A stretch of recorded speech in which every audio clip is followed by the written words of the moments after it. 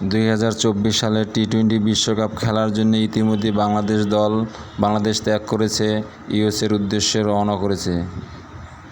তারা তাদের সকল প্রস্তুতি সেরে সেখানে ইউএসের সাথে প্রস্তুতি ম্যাচ খেলবে এবং সেই প্রস্তুতি ম্যাচকে তারা সামনে রেখেই টিম ম্যানেজমেন্ট এবং প্লেয়াররা একত্রিত সবাই আমেরিকার উদ্দেশ্যে রওনা হয়েছে।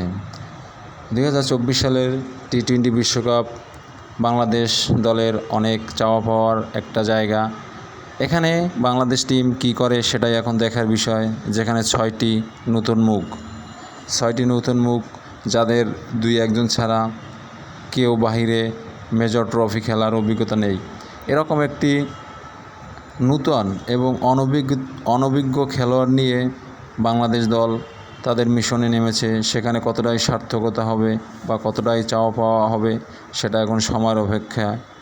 সবাই বাংলাদেশ দলের জন্য শুভকামনা করবেন, কারণ বাংলাদেশ দল যেখানে নেতৃত্ব দিয়েছেন শান্তর মতো একজন খেলোয়াড়।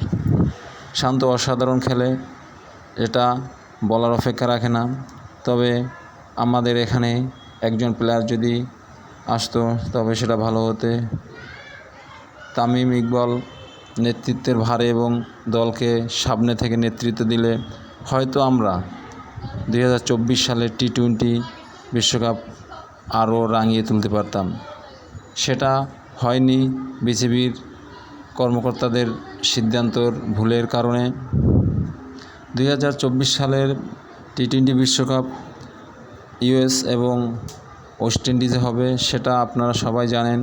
সেখানে রানও হবে, ভালো বলও হবে। তবে সেখানে বাংলাদেশের ব্যাটাররা কীরকম পারফরমেন্স করে এখন সেটি দেখার বিষয়। আমরা আশা করি সেখানে ভালো খেলবে। সাকিব আল হাসানের মতো অভিজ্ঞ প্লেয়ার রয়েছে, যেখানে মাহমুদুল্লাহর মতো অভিজ্ঞ প্লেয়ার রয়েছে, যেখানে মুস্তাফিজের মতো প্লেয়ার রয়েছে।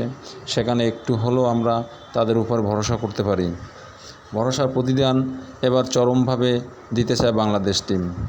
তারা যাওয়ার আগে বাংলাদেশ জনগণের উদ্দেশ্যে বলেছে, আপনারা দোয়া করবেন আমরা যেন ভালো করতে পারি এবং আপনাদের মুখ উজ্জ্বল করতে পারি।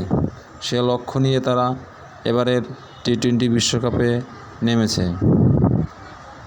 2024 সালের বিশ্বকাপ সবাই চোখ থাকবে সেখানে, কারণ ইউএসের মতো একটি জায়গায় প্রথমবার টি-20 বিশ্বকাপ হচ্ছে এবং ওয়েস্ট ইন্ডিজ তো ফেভার হিসাবে তাদের মাটিতে তারা কতটা ভয়ানক সেটা বলার অপেক্ষা রাখে না। তাই আমাদের এখানে ব্যাটার যারা আছে, যারা ব্যাট করে, তাদের অবশ্যই ভালো পারফরমেন্স করতে হবে। ভালো পারফরমেন্স করতে না পারলে এখানে ম্যাচ উইন করা যাবে না। এখানে দায়িত্বশীল এবং মেধা দিয়ে খেলতে হবে, তাহলেই সেই টিম জয় করবে।